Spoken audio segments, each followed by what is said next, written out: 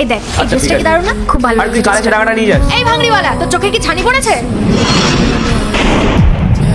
তোকে কোনো বুদ্ধি নেই? কার গায়ে তুই ধাক্কা দিচ্ছিস? তোর এই নোংরা বস্তাটা আমার গায়ে লাগিয়ে আমার এত দামি ড্রেসটা তুই নষ্ট করে দিলি। এখন এগুলো কে ধুয়ে দেবে? তোর বাড়ির লোক এসে? এই যে শোন, বাড়ির লোক তুলে একদম কথা বলবি না বলে দিচ্ছি। আর এই বস্তায় না এমন কিছু নোংরা নেই যে তোর ড্রেসটা নোংরা হয়ে যাবে। রাস্তা দিয়ে হাঁটছি, ইচ্ছে করে ধাক্কা মারিনি। লেগে গেছে তো লেগে গেছে, এটা নিয়ে তো ফালতু ঝামেলা করছিস কেন?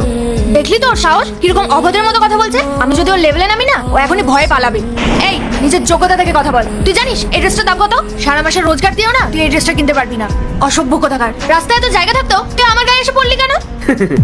রাস্তা তো তোর আর একার না, আমার যেখান দিয়ে ইচ্ছে আমি সেখান দিয়ে যাবো। আর তোর যদি ড্রেসের প্রতি এতই মায়া ছিল, তার রাস্তার মাঝখানে দাঁড়িয়েছিলি কেন? একটু সরে দাঁড়াতে পারিসনি? আর শোন, আমাকে না একদম টাকার গরম দেখাতে আসবি না, হ্যাঁ?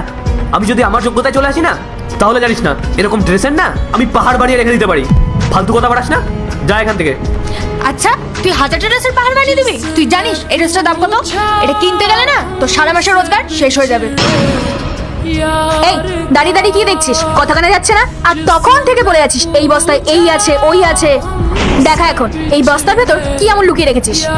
আর এই বস্তায় যদি ফালতু কিছু থাকে না, তাহলে তোর কপালে অনেক দুঃখ আছে বলে দিলাম। আচ্ছা, তোরা দেখতে চাস যে এই বস্তার মধ্যে কি আছে? ঠিক আছে, এখনই দেখাচ্ছি।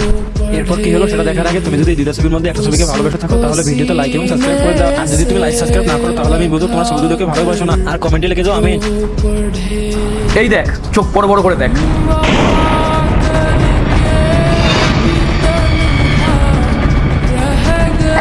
এতগুলো টাকা?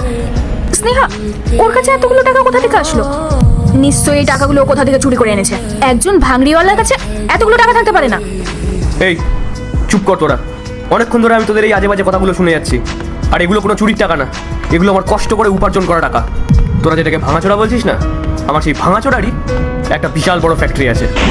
আমার কাছে যেমন প্রতিদিন বস্তা ভরে রিসাইকেল করা জিনিসপত্র আসে, ঠিক সেরকমই বস্তা বস্তা ভরা টাকাও আসে। আর আমি কে সেটা এই এলাকার যে কাউকে জিজ্ঞেস করলে জেনে যাবি।